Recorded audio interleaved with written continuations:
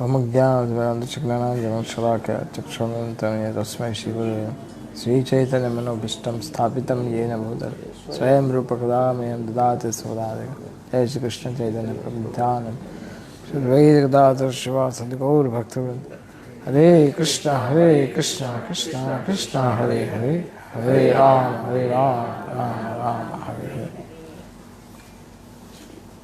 हरे कृष्ण।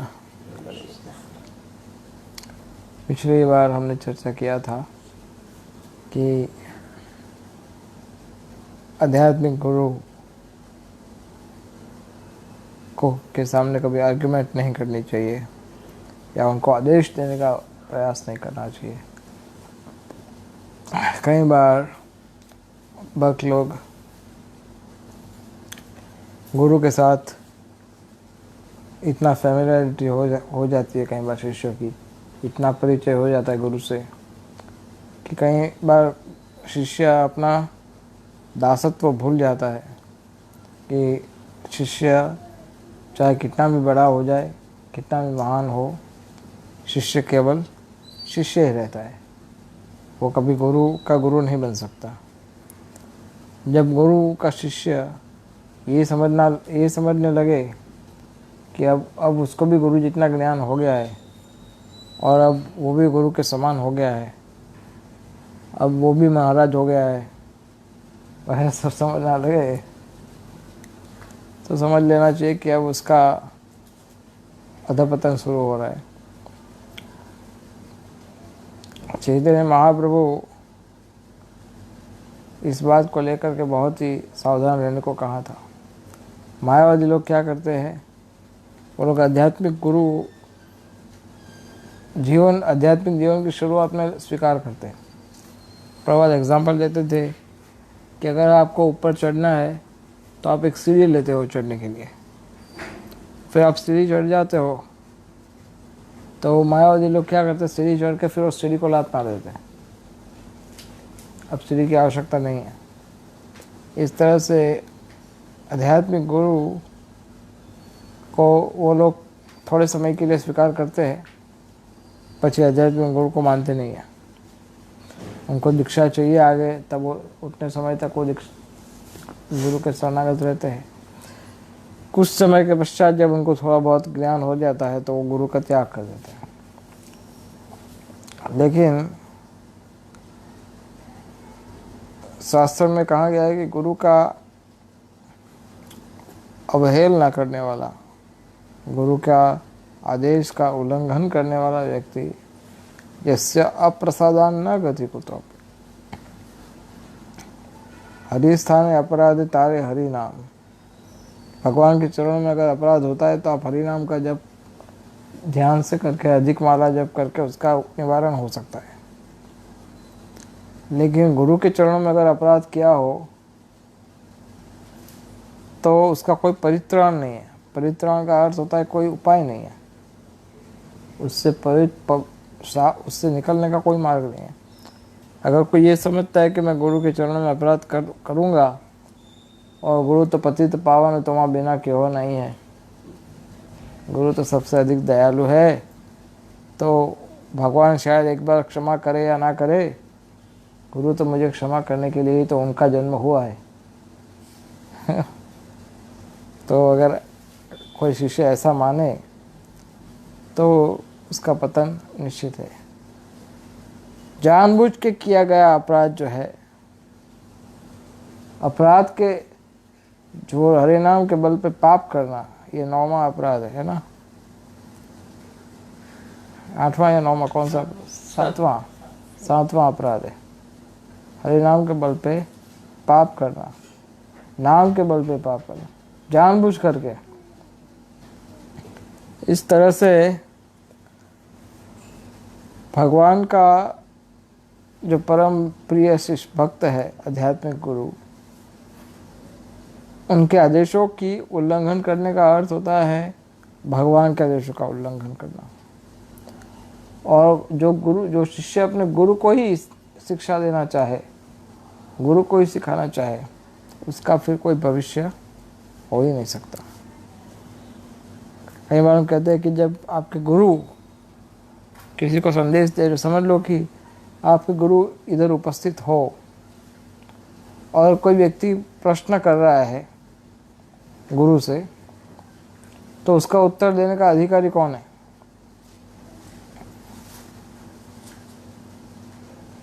अगर आपके गुरु से कोई प्रश्न कर रहा है तो उसका उत्तर किसको देना चाहिए? गुरु को देना चाहिए, राइट। यद्यपि आप उसका आंसर जो भली भांति जानते हो, उसका उत्तर आपको पूरी तरह से पता है, तो किसको उत्तर देना चाहिए? गुरु को देना चाहिए या शिष्य को बोलना चाहिए? और शिष्य ये समझे कि नहीं, गुरु को कष्ट क्यों देना, ये आंसर तो मैं ही दे सकता हूँ। तो क्या करना चाहिए फिर? गुरु को ही देना चाहिए ना, कि शिष्य को देना चाहिए? अगर शिष्य बीच में अगर इस तरह से बोलता है तो उसका अपरिपक्वता सिद्ध होता है, उसका मर्यादा व्यतिक्रम होता है। कई बार ऐसे फालतू क्वेश्चन लेके आते हैं गुरु के सामने, तभी अगर हम लोग गुरु के पास होते हैं तो हमें भी लगता है कि क्या क्वेश्चन पूछ रही है, लेकिन फिर भी उत्तर देने का जिम्मेदारी मेरा या हमारा किसी का नहीं है, उसका जिम्मेदारी गुरु का है, क्योंकि गुरु से प्रश्न पूछा गया है। तो इस बात का हमेशा ध्यान रखना चाहिए कि जब तक आपको बोला ना जाए आपको बोलना नहीं चाहिए। जब तक आपको कहा ना जाए ठीक है आप बोलो अभी, तब तक आपको नहीं बोलना। जैसे भी एक बार हम गए थे एक जगह पर बॉम्बे में, तो वहाँ पर कई लोग मिलने आए थे गुरु के पास। तो फिर गुरु का इच्छा था कि एक्चुअली वही लेक्चर दे रहे थे, लेकिन उनका इच्छा था कि अब थोड़ा तुम बोलो। अचानक से ही बोल दिया। अचानक से मैं तो बाजू वाले कमरे में था, अचानक से बुलाया कि बोल महाराज बुला रहे हैं आपको। तो मैं अचानक से फिर गया कमरे में गए, महाराज ने सीधा ही बोल दिया मैं चाहता हूँ कि तुम 5-10 मिनट इनको कुछ उपदेश दो। तो अचानक से ही, और गुरु पास में ही थे, सुन रहे थे हम मेरी सारी बात। तो ऐसी अवस्था में आपको बोलना चाहिए, क्योंकि आपको आदेश हुआ है गुरु की ओर से।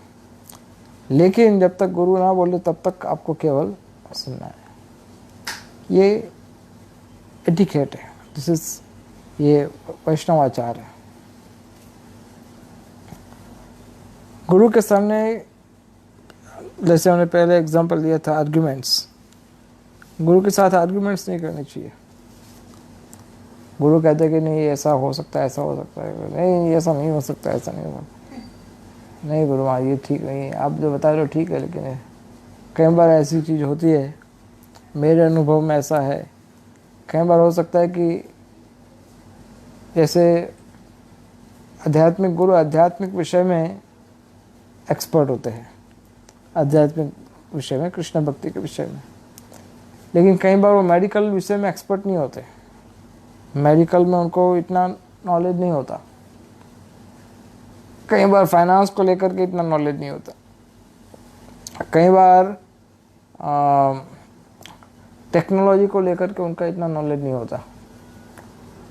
अगर उस समय अगर कोई शिष्य इस विषय में गुरु से चर्चा करे और उस समय अगर वो अपनी एक्सपर्टाइज गुरु को दिखाना चाहे, समझ लो कि फाइनेंस की बात हो रही है और गुरु कहते हैं कि नहीं इसको इस तरह से होना चाहिए, और अगर आप फाइनेंस के एक्सपर्ट हो तो आप बहुत सारे आर्ग्यूमेंट्स देते हो और ये साबित करना चाहते हो कि देखो मुझे आपसे अच्छा आता है, तभी भी वो शिष्य का मूर्खता माना जाता है।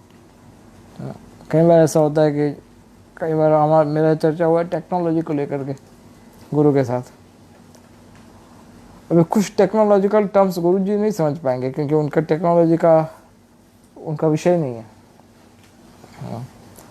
तो कई बार क्या होता है कि टेक्नोलॉजी में भी क्योंकि वो गुरु है इसलिए वो जो बोलते हैं उसको स्वीकार कर लेते हैं। उसके बाद फिर जब वो अच्छा अवसर हमें प्रदान करते हैं, मेरे केस में ऐसा हुआ है, जब अच्छा अवसर मिलता है तब फिर वो उस बात को मैं अच्छी तरह से शिष्य के योग्य हो, शिष्य बोल सके इस तरह से प्रस्तुत किया जाए, तब फिर गुरु बोलता है ठीक है ये तुम्हारा विषय, तुम कर लो। तो कहने का तात्पर्य है कि गुरु के साथ आर्ग्यूमेंट्स नहीं हो सकती। ठीक है, गुरु जी कह रहे हैं तो मान लो उनकी बात।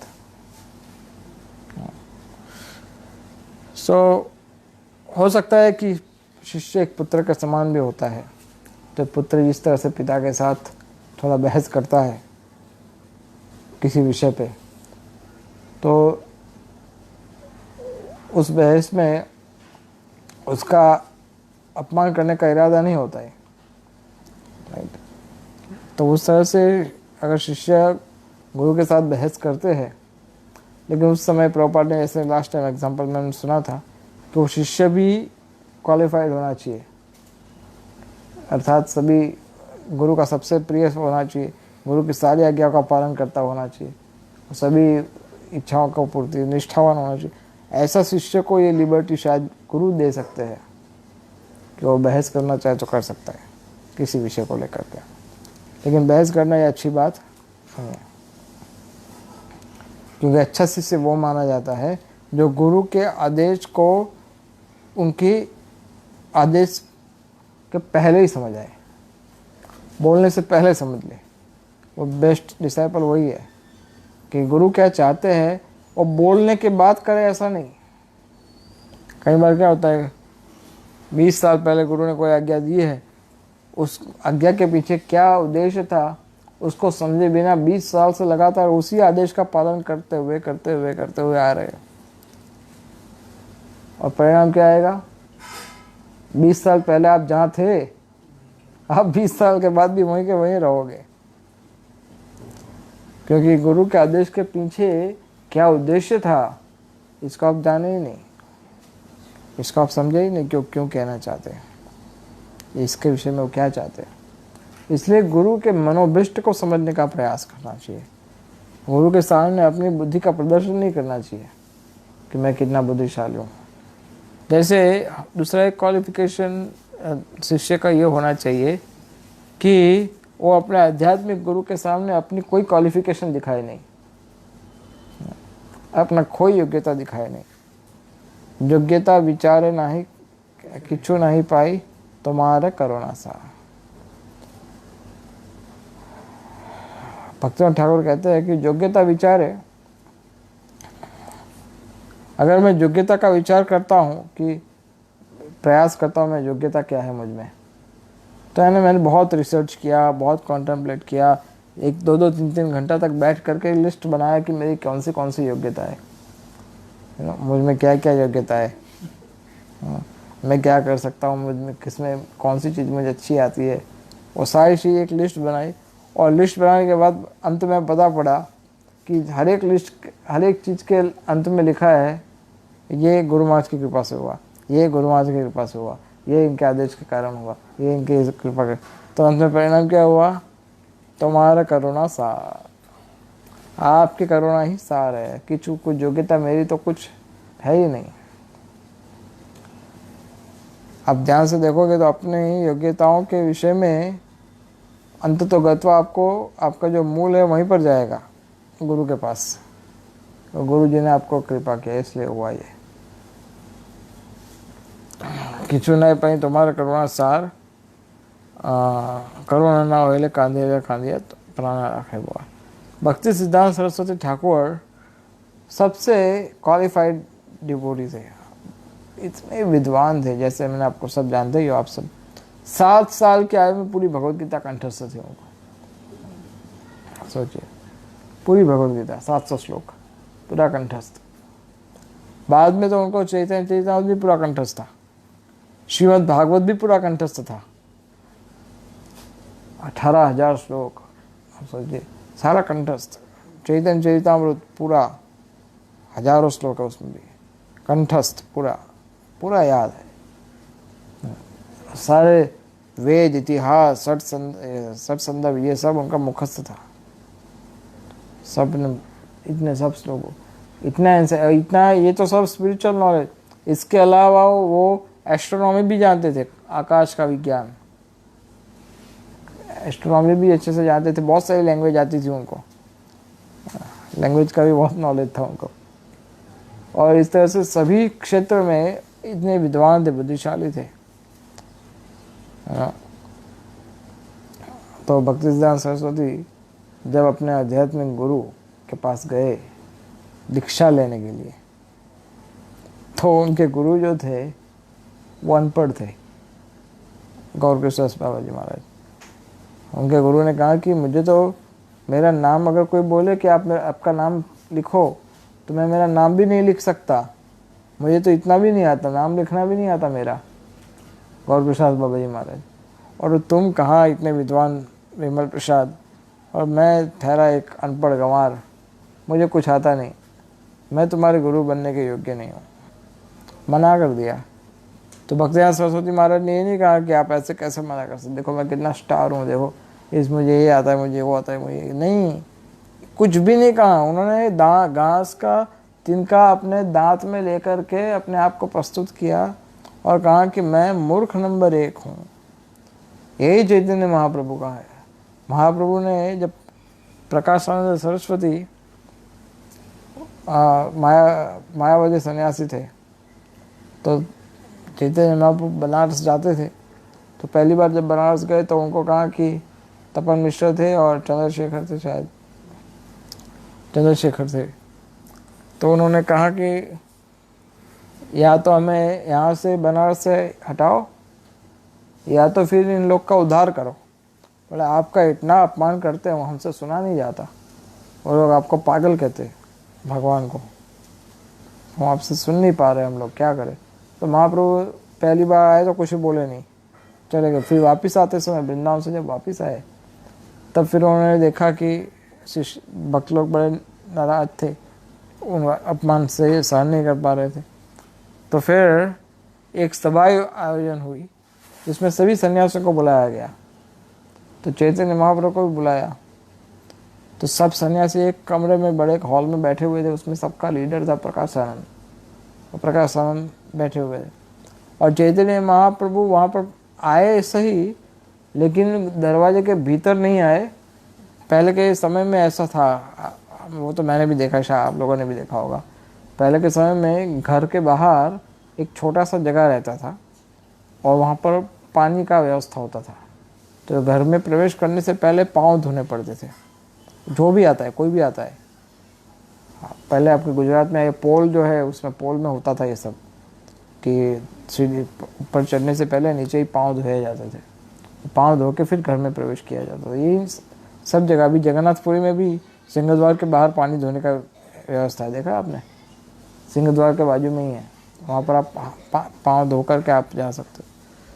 तो यही परंपरा कई समय से चल रही, वैदिक सिस्टम थी। तो वहाँ पाँव धोने का जो जगह था, वहाँ पर जाके बैठ गए चैतन्य महाप्रभु। तो लेकिन इतना प्रकाश था उनके शरीर से। तो प्रकाशानंद सरस्वती स्वयं, जो नेता थे, वो स्वयं खुद खड़े होकर के चैतन्य महाप्रभु का हाथ पकड़ करके कमरे के भीतर लाए और कहा कि आप इतने बड़े सन्यासी तेजस्वी होकर के ऐसी तुच्छ स्थान पे क्यों बैठे हो? तो बोले मैं तो आपके जैसा बड़ा तेजस्वी नहीं हूँ, आप तो बड़े सब लोग विद्वान हो, मैं तो इतना ज्ञानवान नहीं हूँ, मैं तो हूँ मूर्ख। गुरु मोरे मूर्ख देखी करेला शासन। मेरे गुरु ने देखा कि मैं मूर्ख नंबर 1 हूँ और मुझे कहा कि वेद शास्त्र वगैरह तुझे कुछ समझ नहीं आएगा, तो हरि नाम का मंत्र जप तू कर, यही सभी शास्त्रों का सार है, हरि नाम जप कर। तो इसलिए मुझ में कोई ज्ञान नहीं। तो यही एक्चुअली चैतन्य चरितामृत पूरी तरह से एक भक्त के व्यवहार को, एक भक्त के जीवन को सुदृढ़ बनाने के लिए ही लिखा गया है। उसमें बहुत बाहर के लोगों को इतना रुचि नहीं आएगा, लेकिन भक्त लोग को बड़ा अच्छा लगता है। क्योंकि इसमें सारे देखो महापुरुष स्वयं अपने आचरण से सिखा रहे कि एक भक्त का व्यवहार कैसा होना चाहिए। गुरु मोरे मूर्ख देखी, गुरु ने देखा कि मैं मूर्ख नंबर 1 हूँ। यही प्रमाण है। सनातन गोस्वामी ग्राम्य व्यवहार है पंडित ताई सत्य मानी। ग्राम्य व्यवहार है, सब उनको पंडित बोलते थे। प्राइम मिनिस्टर थे ना, एक फाइनेंस मिनिस्टर थे, एक प्राइम मिनिस्टर थे रूप सनातन। तो इतने विद्वान थे कि राजा भी उनको पूछे बिना पानी भी नहीं पीता था, इतने विद्वान थे सनातन गोस्वामी। और ऐसे डिसीजंस लेते थे कि जैसा डिसीजन कोई नहीं ले पाता था।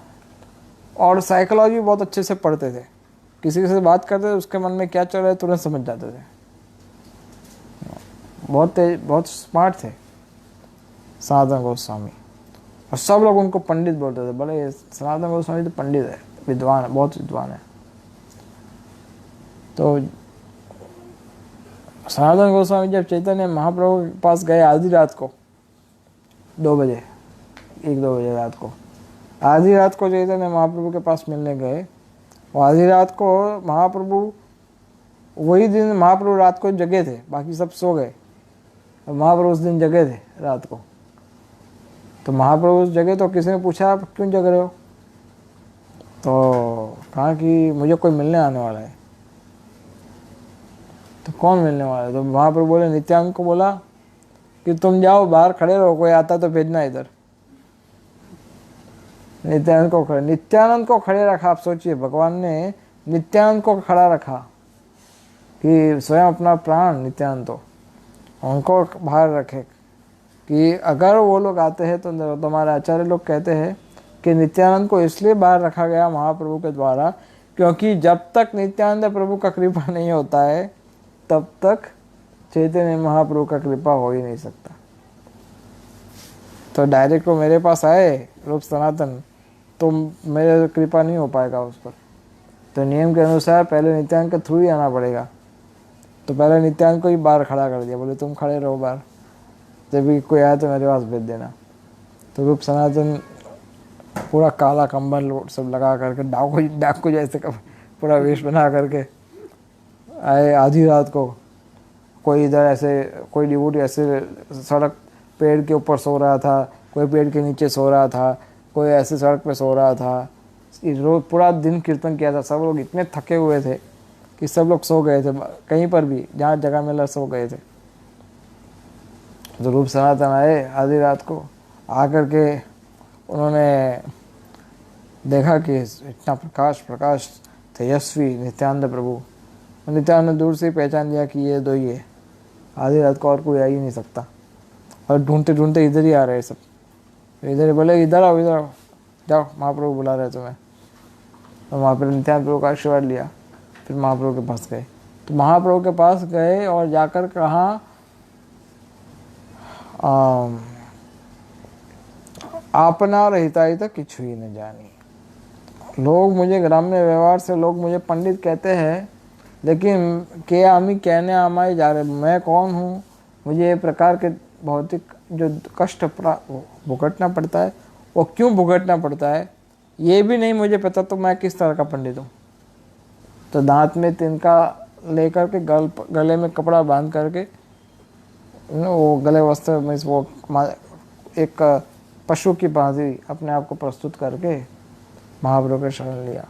तो यही शास्त्र का सभी शास्त्रों का विधान है कि अपने आध्यात्मिक गुरु के सामने हम हमेशा अपने आप को जीवन भर, ऐसा नहीं कि वो हम मूर्ख ही रहेंगे। और भौतिक जीवन आप आज देख रहे हो, लेकिन आपका आध्यात्मिक गुरु के जो साथ का जो संबंध है वो संबंध तो जन्म जन्म का है। चक्षुदान दिलो जय जन्मे जन्मे प्रभु सही, है ना। आता है आपको पूरा कंठस्थ है, गुरु पूजा सबको कंठस्थ है, पूरा कंठस्थ कर लो। ये सभी आरती कंठस्थ होनी चाहिए। सो चक्षुदान दिला जय जन्मे जन्मे प्रभु से ही, ये जन्मों जन्म के प्रभु है। ऐसा नहीं कि इस जन्म में दूसरे जन्म में और कोई, ऐसा नहीं। सनातन संबंध है भगवान गुरु के साथ हमारा। दूसरे जन्म में भी गुरु आपके साथ रहेंगे हमेशा। लेकिन अगर आपका दूसरा जन्म भगवान के धाम में है, गोलोक वृंदावन में या वैकुंठ में है, तो आपको गोलोक वृंदावन में भी इन्हीं गुरु का सेवा करना है। तब आपके आध्यात्मिक गुरु वहाँ पर दूसरे आध्यात्मिक शरीर में होंगे और वहाँ पर आपको निर्देश देंगे कि आपको अभी ये करो, जाओ अभी फूल भगवान के लिए फूल तोड़ के आओ, ये करके आओ, इस तरह से इस प्रकार के आदेश देते हैं। इसलिए गुरु के साथ जो हमारा संबंध है वो अभी का नहीं है और हमेशा रहने वाला है। इसलिए ये सोचना, ये इस तरह से सोचना आरंभ करना चाहिए आपको कि ये गुरु जी आपके जन्म जन्म के आपके साथ ही रहने वाले, इस जन्म के बाद भी आपके साथ रहेंगे और उनके आदेश का पालन करना यही एकमात्र आपका शाश्वत लक्ष्य है, इस जन्म में भी, अगले जन्म में भी, बाद वाले जन्म में भी यही कार्य है। क्यों ऐसा? क्योंकि कृष्ण ऐसा चाहते हैं, भगवान ऐसा चाहते हैं कि आप गुरु के आदेश के माध्यम से मेरे पास आओ। अगर आप सभी शास्त्रों में देखोगे यही प्रमाण प्राप्त होगा, तुम गुरु के आदेश के माध्यम से मेरे पास आओ।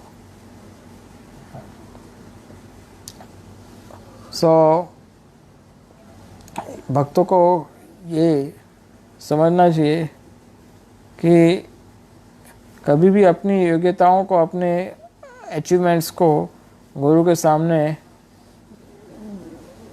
प्रस्तुत नहीं करना चाहिए।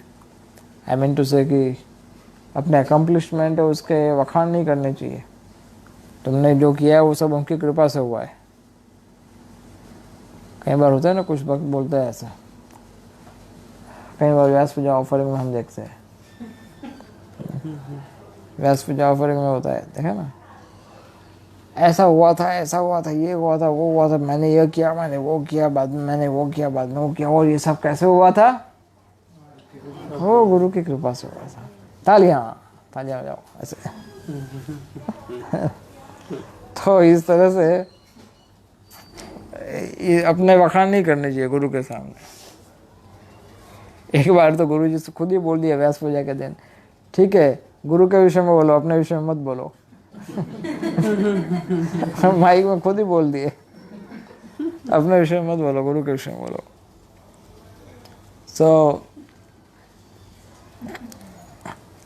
इस तरह से अपने वखान नहीं करनी चाहिए। जैसे सबका अपना अपना सोचने का तरीका होता है, जैसे, लेकिन मैं अपने ढंग से ऐसा मानता हूँ कि कई बार गुरु ने मुझ पर कृपा की है तो उसको मैं शेयर करना चाहता हूँ कि मैं देखो गुरु ने मुझ पर कैसे कृपा किया था। ये अगर मैं शेयर करना चाहता हूँ तो इसमें बहुत सावधानी की आवश्यकता है, क्योंकि इसमें बहुत ज़्यादा संभव है कि आप गुरु के बदले अपना ही गुणगान गाना शुरू कर दोगे कि देखो देखो गुरु जी ने तो मुझ पे ऐसा कृपा किया था, है ना, तो कौन स्पेशल है? गुरु स्पेशल है, तुम स्पेशल हो। तो इसलिए अगर आपको बताना भी है तो बहुत सावधानी से बताना चाहिए। नहीं बताओ तो कोई अपराध नहीं होने वाला कि गुरु ने मुझ पर कृपा किया था। ये अगर बताना है तो सावधानी से बताना चाहिए। तो इस तरह से गुरु का महिमा बढ़ना चाहिए, शिष्य का महिमा नहीं बढ़ना चाहिए। शिष्य की महिमा तब बढ़ती है जब गुरु ये कह दे कि मेरा गौरव इस शिष्य के माध्यम से है, ये शिष्य का गुरु होने में मुझे गर्व हो रहा है, उस समय तुम्हारा महिमा बढ़ रहा है। कई बार मैंने एक बार ऑफरिंग लेटर में लिखा था बहुत साल पहले कि हमें तो बड़ा गर्व होता है ये कहने में कि मैं ये गुरु जी का शिष्य हूँ, मैं ये गुरु जी का शिष्य हूँ, ये गुरु जी का शिष्य हूँ। हमें तो बड़ा गर्व होता है, लेकिन क्या गुरु को कभी गर्व होता है ये कहने में मैं इसका गुरु हूँ, मैं इसका इस शिष्य का गुरु हूँ, मैं इस शिष्य का गुरु हूँ? ऐसा कभी गर्व होता है? जिस दिन ऐसा गर्व होने लगे तब जाके शिष्य सफल हुआ है, ऐसा माना जाता है। तो शिष्य की सफलता वहीं पर है कि जब आपके गुरु, कई बार कहते हैं ना, ऐसे कार्य मत करो, ऐसा प्रयास मत करो कि भगवान को देखो, आप भगवान को देखने के लिए प्रयास करो, है ना। जैसे कुछ लोग होते हैं कि वो सब कुछ त्याग दे, आप मैं श्रीमद ये डीटी वर्शिप करता रहूँगा, भगवान के विग्रह को दर्शन करूँगा, भगवद गीता भागवतम पढ़ता रहूँगा, हरि नाम का जप करता रहूँगा, बस इससे मेरा अपना मुक्ति हो जाएगा और भगवान मुझे प्रसन्न है। ऐसे कार्य, इससे इतना परिणाम नहीं आता है। लेकिन क्या परिणाम आता है, इस प्रकार से कार्य करो कि भगवान आपको देखने के लिए विवश हो जाएगा। ये सब जगह चर्चे हो रहे हैं इस शिष्य का, ये भक्त का, सब कोने कोने से बात आ रही है। इधर से देवता लोग बता रहे हैं, इधर से गरुड़ बता रहे हैं, इस तरह से नारद मुनि बता रहे हैं, सब लोग बोल रहे हैं कि ये मेरा भक्त जो है वो बहुत प्रचार कर रहा है, बहुत सेवा कर रहा है। देखना पड़ेगा कौन है भाई, ऐसा कौन सा भक्त है मेरा। भगवान खुद आपको देखने आए, भगवान को आना पड़े देखने के लिए, ऐसा सेवा करो तो सेवा पे अधिक बल दिया जाए। प्रभुपाद कहते हैं डिवोशनल सर्विस, डिवोशनल सर्विस का अर्थ है सेवा करना है। सेवा का जो सबसे उत्तम तरीका है वो है वैष्णव सेवा, सबसे उत्तम सेवा, भक्त सेवा परम सिद्धि। भक्तों की जो सेवा है वो सबसे उत्तम सेवा है, वैष्णव की सेवा। तो इस तरह से अगर कोई व्यक्ति भगवान के भक्तों का भक्त बनता है और सेवा करता है तो अपने कार्यों से उसको भगवान को आकर्षित करने का प्रयास करना चाहिए। तब फिर गुरु भी आपसे प्रसन्न होंगे, भगवान भी प्रसन्न होंगे। तो इस तरह से अपने आपको कभी गुरु के समकक्ष नहीं मानना चाहिए, उनके आसन के समान भी नहीं बैठना चाहिए। सामने गुरु बैठे, सामने चेयर लगा दी, हाँ ये गुरु महाराज बताइए क्या बता रहे थे आप चेयर लगाकर बैठ गए। जब तक आपको आध्यात्मिक गुरु बैठने का आदेश ना दे तब तक आपको नहीं बैठना चाहिए। आजकल तो घुटनों की समस्या होती है, नहीं एजेड लोगों को होता है घुटनों की समस्या, तो क्या किया जाए, खुद ना खुद चेयर ढूंढ के बैठ जाओ? नहीं, क्या किया जाए, खड़े रहो जब तक गुरु आपको आदेश ना दे। फिर जब आपको गुरु स्वयं कहते हैं कि ठीक है तुम बैठो, तब बैठा जाए। अगर आपकी खड़े रहने की क्षमता समाप्त हो जाए तो आप उस कमरे से बाहर चले जाओ, गुरु की आज्ञा ले करके, कि मैं इतना खड़ा नहीं रह पाता ऐसे। तो मैं आपको ये सब इसलिए बता रहा हूँ कि ये छोटी छोटी बात होती है, आपको लगता है कि इसमें क्या, कौन सी बड़ी बात है, इसमें क्या पड़ा, लेकिन ये बहुत इम्पोर्टेंट है हमारे आचार विचार में।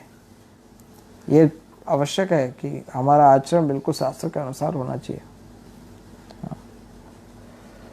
सो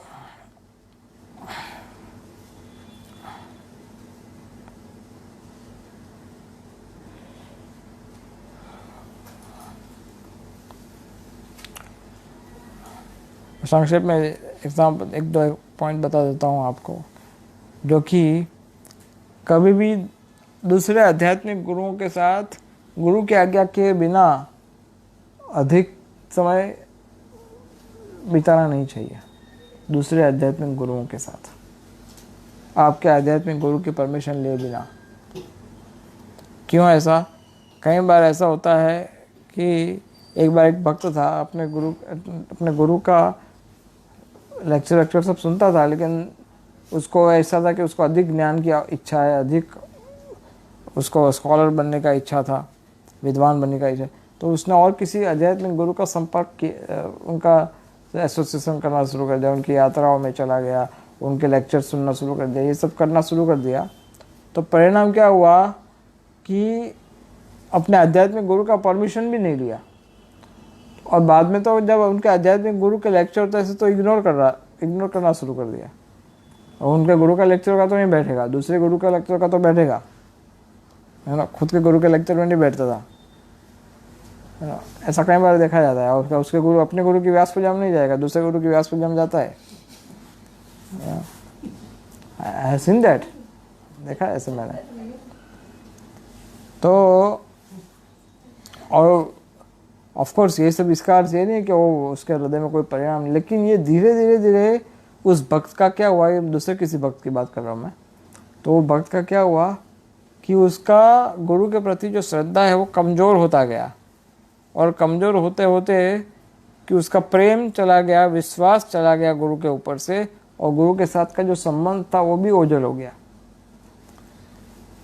तो क्या हुआ, दूसरे गुरु के साथ संबंध बंधा। जो अपने गुरु का नहीं हुआ दूसरे गुरु का क्या होगा, इजंट इट।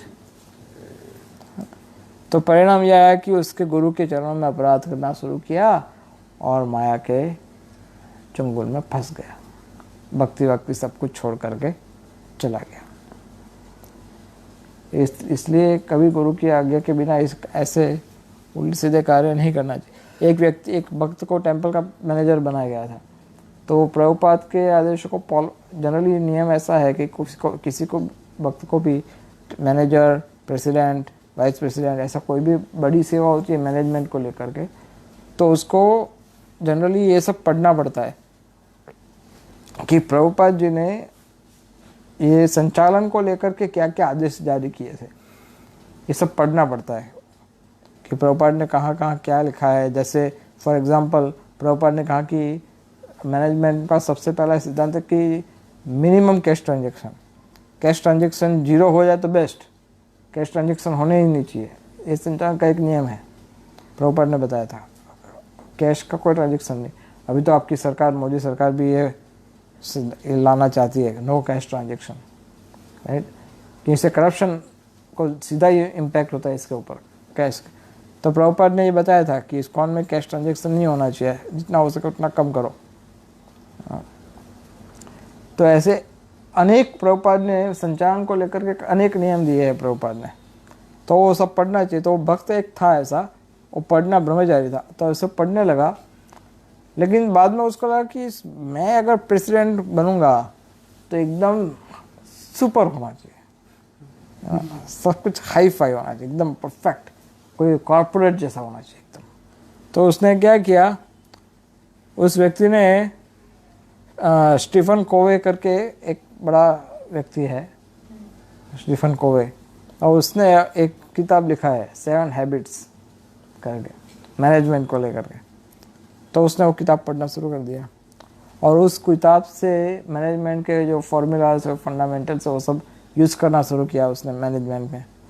तो परिणाम क्या हुआ कि वो इतना एक्सपर्ट हो गया ये कोवे के मैनेजमेंट में कि उसने भक्ति सब छोड़ करके कोवे इंस्टीट्यूशन में सेमिनार प्रेजेंटर बन गया। वो सब मैनेजमेंट सब कुछ छोड़ करके रिज़ाइन कर दिया, और वो कोवे का इंस्टीट्यूट था उसमें प्रोफेसर बन गया और सेमिनार पढ़ाने लगा। इसके क्या फ़ायदा हुआ? इसलिए ऐसे सब लिटरेचरों को अधिक से अधिक, ऐसा नहीं कि प्रभुपाद की किताबों को छोड़ कर कि सब किताबों पढ़ना शुरू कर दे, ये सब नहीं करना चाहिए। और मायावादी साहित्य और सब साहित्य पढ़ने में लगेगा कोई, ये वो उपनिषद, वो उपनिषद, ये इस बाप इसका पुराण, उसका पुराण, तो परिणाम आएगा कि प्रभुपाद में गलती ढूंढना शुरू कर देगा कि प्रभुपाद ने तात्पर्य में ढंग से तात्पर्य नहीं लिखे। एक वक्त ने भी बहुत बीच में कहीं ऐसा बोल दिया था कि प्रभुपाद ने तात्पर्य में ढंग से तात्पर्य, वो इतना विद्वान भक्त है और बोल दिया तो हल्ला मच गया। और तुम कैसे बोल सकते हो ऐसे? फिर उसको अपनी गलती पता पड़ गई, मेरी मुझसे गलती हो गई, तो फिर उसने गलती अपना सुधार दिया। लेकिन कहने का अर्थ है कि अगर कोई भक्त ये सोचता है कि I can cheat my Guru, I can cheat Krishna, सो भूल जाओ, वो अपने आप को ही धोखा दे रहा है। तो इस तरह से कभी ये नहीं सोचना चाहिए कि मेरे अपने आध्यात्मिक गुरु से अधिक जान सकता हूँ या जानने का प्रयास करूँगा। Prabhupada said, whatever you need to know is there in my books.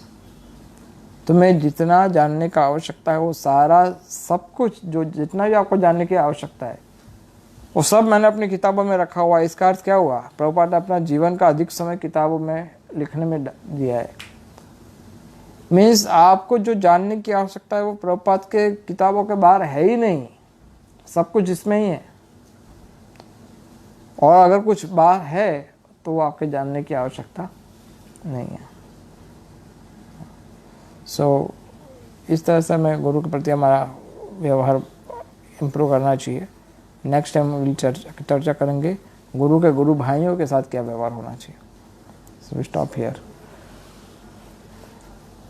Okay, किसी को